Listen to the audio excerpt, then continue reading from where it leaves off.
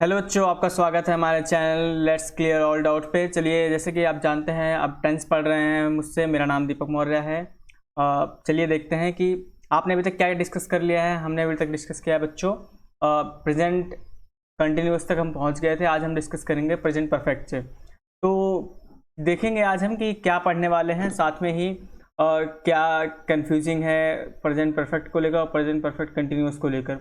उसमें हम since for भी डिस्कस करेंगे। तो चलिए अपना हम शुरू करते हैं प्रेजेंट परफेक्ट। सबसे पहले आ जाइए, सब लोग तैयार हो जाइए पढ़ने के लिए। चलिए देखते हैं। तो बच्चों, प्रेजेंट परफेक्ट टेंस का मतलब ये होता है जो काम आप कर रहे हैं वो रिसेंटली स्टार्ट हुआ है, मतलब वो स्टार्ट हो चुका है। जैसे कि आप खा चुके हैं और खाने के बाद वो ख़त्म भी होने वाला है, जस्ट रिसेंटली थोड़ा टाइम हुआ है। ये नहीं कि आपने कल खाया था वो प्रेजेंट परफेक्ट में आएगा, वो बच्चों पास्ट में चला जाएगा। लेकिन अगर रिसेंटली की बात हुई, जैसे कि तो आप हटे 10-15 मिनट हुआ, तो उसको परफेक्ट में गिनते हैं, प्रेजेंट परफेक्ट में गिनते हैं बच्चों। अगर इस सेंटेंस को बनाना हो तो उसकी जो हेल्पिंग वर्ब है बच्चों, उसको कहते हैं, आप देखिए, has and have. Has have किसके साथ लगेगा बच्चों? बहुवचनकर्ता के साथ। हैज किसके साथ लगेगा? एक वचनकर्ता के साथ। अगर आपको एक वचन बहुवचन नहीं पता हो तो पिछली वीडियो में जाकर देखिए, आपको पता लग जाएगा। एक मिनट बच्चों, इंक ले लूँ मैं। हाँ चलो। तो आपको अगर अभी तक नहीं पता है तो आपको पता लग जाए पिछली वीडियो में कि एक वचन मतलब सिंगुलर क्या है और प्लूरल क्या है, ये सब पता लग जाएंगे आपको। मैंने उसमें ये भी डिस्कस कर रहा है कि कौन कौन से सब्जेक्ट होंगे और कौन कौन से सब्जेक्ट काम करेंगे। तो चलिए देखते हैं बच्चों, इसमें क्या होता है। जो हमारी वर्ब होती है, मेन वर्ब होती है, जो जिस पे काम किया, मतलब जो काम करता है, जो काम हो रहा है, उसकी जो वर्ब है उसका थर्ड फॉर्म यूज होता है।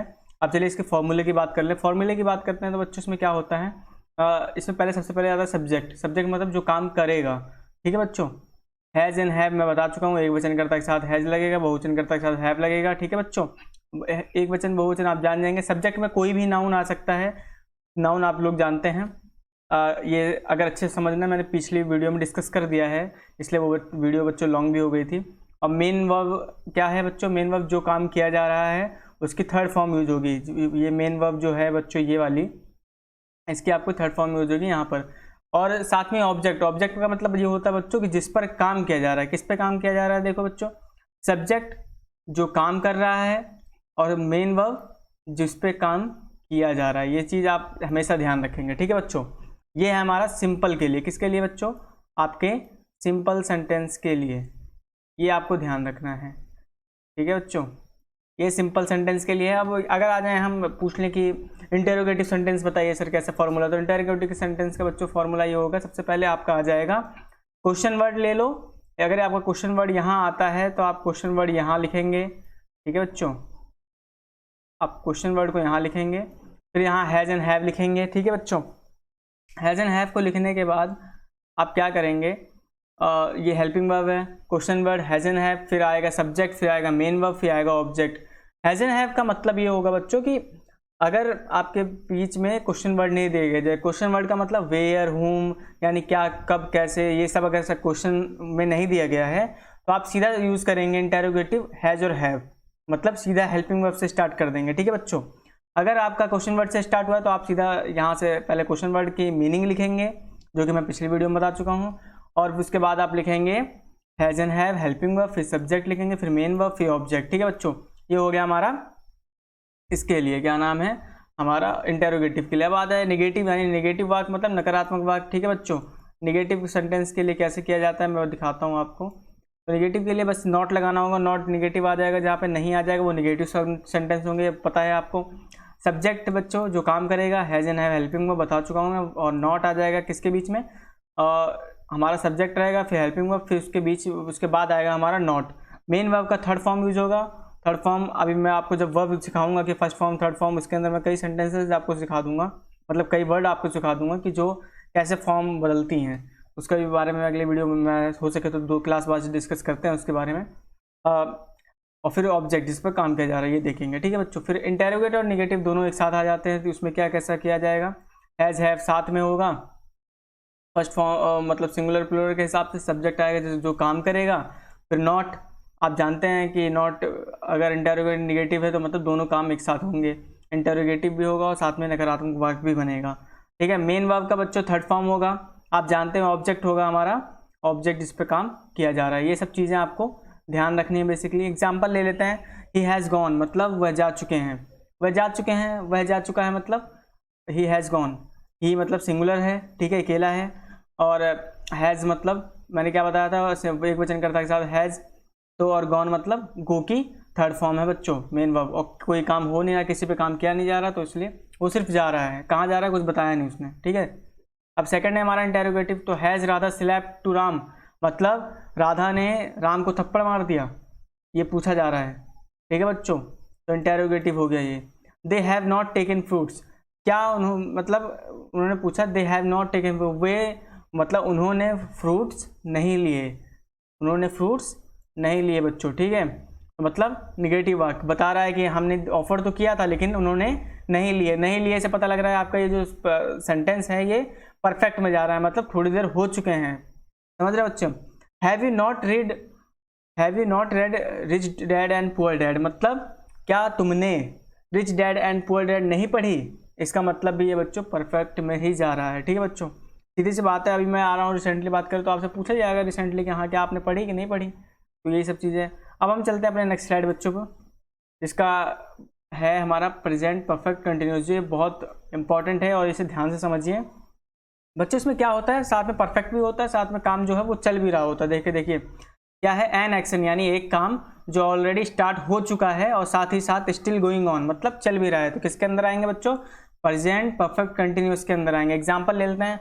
आई have been living in Delhi for 5 years मतलब मैं 4 साल पहले दिल्ली में रहने आया था, मतलब ये काम मैंने 4 साल पहले स्टार्ट कर दिया था लेकिन अभी भी मैं रह रहा हूँ। कितने सालों से, 5 सालों से बच्चों, समझ रहे हो, आपको समझ में आया होगा। जैसे कि ऑलरेडी स्टार्ट कर दिया था मैंने काम, अभी भी कम मतलब रह रहा हूँ, तो मतलब ये काम हो भी चुका है और रह भी रहा हूँ, तो इसके किसमें बोलेंगे, परफेक्ट कंटिन्यूअस में बच्चों, ठीक है।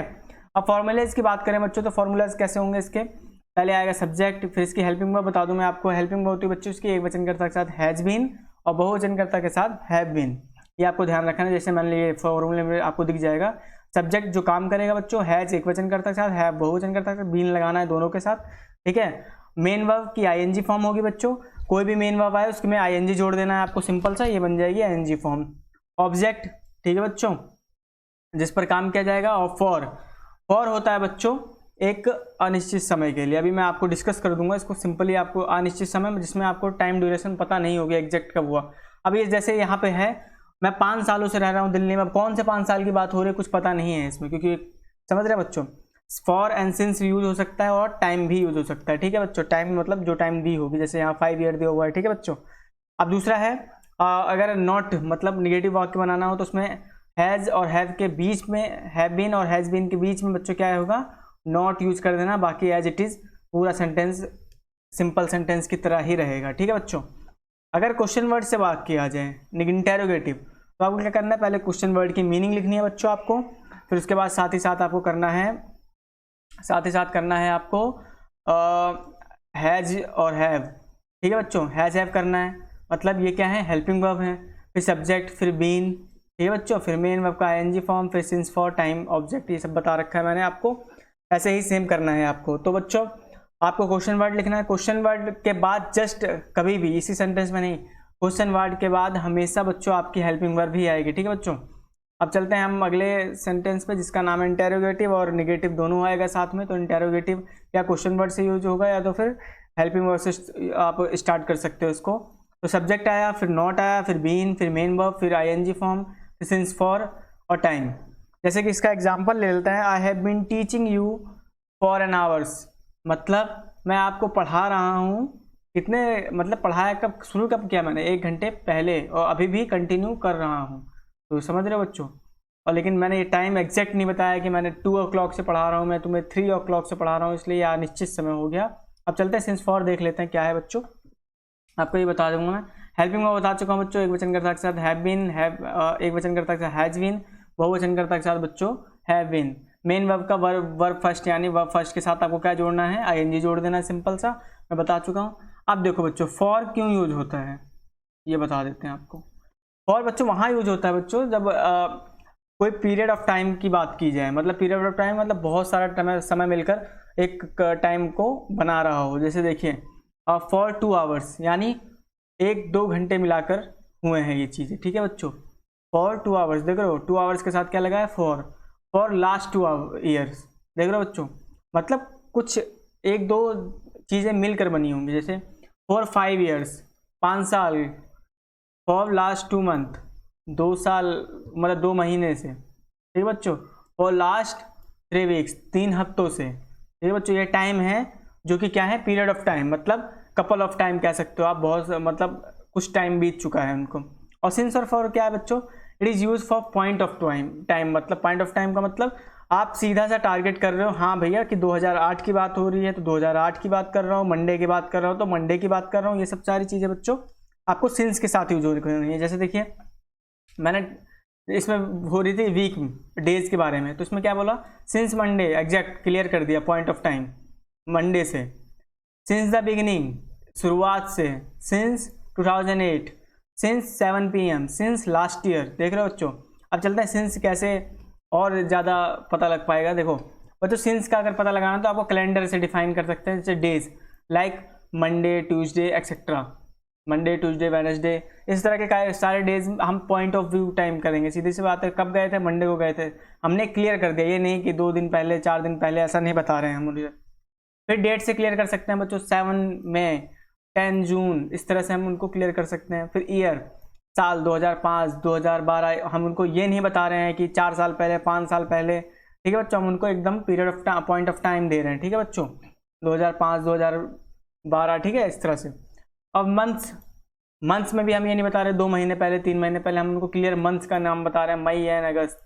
ओकेशनली हम ये बता रहे हैं 2 महीने पहले या 2 साल पहले, हम उनको ओकेशनली बता रहे हैं, होली को, दिवाली को, ठीक है बच्चों। इस तरह से हम सिंस, जहाँ जहाँ पे ये ऐसे वर्ड आएंगे वहाँ पे आपको सिंस का यूज़ करना है, मतलब आपको लगे जहाँ पे कि पॉइंट ऑफ टाइम की बात हुई है वहाँ पे आपको सिंस यूज़ करना है। क्लॉक आ गई 7 o'clock, ये नहीं कि कुछ घंटे पहले, कुछ मिनट पहले, आपको मैंने सीधा बता दिया 7 o'clock मतलब 7 बजे। 9 PM एग्जैक्ट टाइम मैंने बता दिया आपको, ठीक है बच्चों। Stage of life, stage of life का मतलब बच्चों बचपन, एडोसेंस मतलब किशोर अवस्था या फिर चाइल्डहुड मतलब बचपन आपका, और या किशोर अवस्था, ये सब चीज़ें बच्चों क्या है आपकी स्टेज ऑफ लाइफ है। ओल्ड मतलब आपका बुढ़ापा, ये सब क्या है, स्टेज ऑफ लाइफ है। तो यहाँ पे भी आप सिंस करेंगे यूज, ठीक है बच्चों, सिंस का यूज करेंगे। जैसे कि कई सारे एग्जाम्पल इससे बन सकते हैं, ठीक है बच्चों। अब part of each day, part of each day का मतलब एक दिन में कितने पार्ट्स होते हैं उनके भी हम क्लियर कर सकते हैं। जैसे कि मैंने मॉर्निंग में चाय पी थी, मॉर्निंग में चाय पी थी, ठीक है बच्चों, पी है। और फिर ये लास्ट नाइट, पिछली रात, ठीक है बच्चों, नून, ये सब ऐसी कई सारी चीज़ें हैं जिसको हम सिंस में ही कवर करेंगे, ठीक है बच्चों। आई होप आपको ये देखिए एग्जाम्पल, जैसे मैंने बताया था आपको, एग्जाम्पल देख लेते हैं हम अपना। जैसे कि मैंने बताया I have been living in Delhi for 5 years.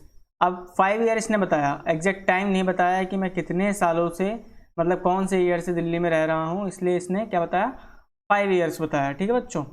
अगर मैं यहीं पर इसको लिख देता I have been living in Delhi, तो फॉर की जगह क्या आ जाता बच्चों, मैंने ईयर डिफाइन कर दिया 2005, तो क्या ये हो जाता है यहाँ पर हो जाता बच्चों आपका सिंस, क्या होता, सिंस हो जाता बच्चों। आई होप आपको क्लियर हो रहा होगा ये सब चीज़ें। अगर आपको कोई डाउट है बच्चों तो मेरे से पर्सनली कमेंट में पूछ सकते हैं आप लोग क्या। और सिंस एंड फॉर में आपसे आज से आपको बहुत ज़्यादा क्लियरिटी हो गई होगी, कंफ्यूज नहीं होना है आपको सिंस एंड फॉर में, ये बहुत ज़्यादा हेल्पफुल रहेगा आपको।